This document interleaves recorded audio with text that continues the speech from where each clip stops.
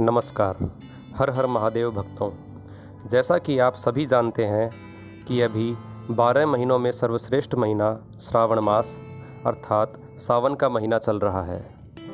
वैसे तो हमारे सनातन धर्म में सभी 12 महीनों का अपना अपना विशेष महत्व है, लेकिन इन सभी महीनों में सावन के महीने का महत्व सबसे विशेष है और इसीलिए श्रावण मास को मासोत्तम मास कहा जाता है। शास्त्रों में सावन के महात्म्य पर विस्तार पूर्वक उल्लेख मिलता है। धर्म और आस्था का अटूट गठजोड़ हमें इस माह में दिखाई देता है। इस माह की प्रत्येक तिथि किसी न किसी धार्मिक महत्व के साथ जुड़ी हुई है। इस माह का हर दिन व्रत और पूजा पाठ के लिए महत्वपूर्ण है। हमारे पंचांग के अनुसार सभी मासों को किसी न किसी देवता के साथ संबंधित देखा जा सकता है। उसी प्रकार श्रावण मास को भगवान शिव के साथ जोड़कर देखा जाता है। श्रवण नक्षत्र तथा सोमवार से भगवान शिव का गहरा संबंध है। इस समय शिव आराधना का विशेष महत्व है। यह माह आशाओं की पूर्ति का समय होता है।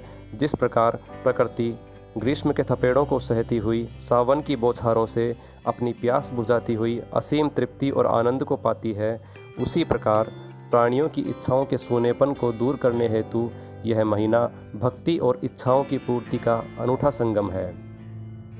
भगवान शिव इसी महीने में अपनी अनेक लीलाएं रचते हैं। इस महीने में गायत्री मंत्र, महामृत्युंजय मंत्र, पंचाक्षर मंत्र इत्यादि शिव मंत्रों का जाप शुभ फलों में वृद्धि करने वाला होता है। इस माह में प्राण प्रतिष्ठित शिवलिंग का गंगाजल व दुग्ध से रुद्राभिषेक भगवान शिव को अत्यंत प्रिय है। शिवलिंग का अभिषेक महाफलदायी माना गया है।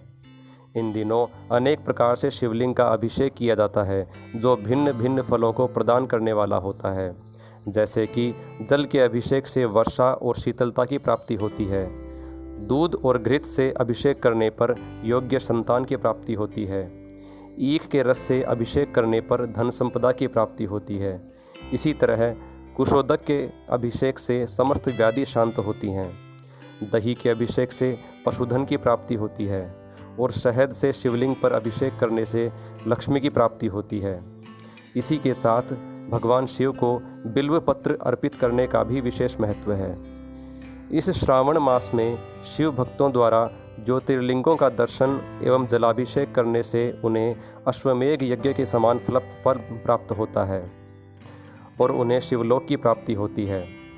भगवान शिव का श्रावण मास में जलाभिषेक के संदर्भ में एक कथा बहुत प्रचलित है, जिसके अनुसार जब देवताओं और राक्षसों ने मिलकर अमृत प्राप्ति के लिए सागर मंथन किया, तो उस मंथन के समय समुद्र में से अनेक पदार्थ उत्पन्न हुए और अमृत कलश से पूर्व कालकूट विष का भी प्याला निकला। इस कालकूट विष की भयंकर ज्वाला से समस्त ब्रह्मांड जलने लगा। इस संकट से व्यथित समस्त जन भगवान शिव के पास पहुँचे और उनके समक्ष प्रार्थना करने लगे। तब सभी की प्रार्थना पर भगवान शिव ने सृष्टि को बचाने हेतु उस विष को अपने कंठ में उतार लिया और उसे वहीं अपने कंठ में अवरुद्ध कर लिया, जिससे उनका कंठ नीला हो गया। समुद्र मंथन से निकले उस हलाहल के पान से भगवान शिव ने उस तपन को सहा।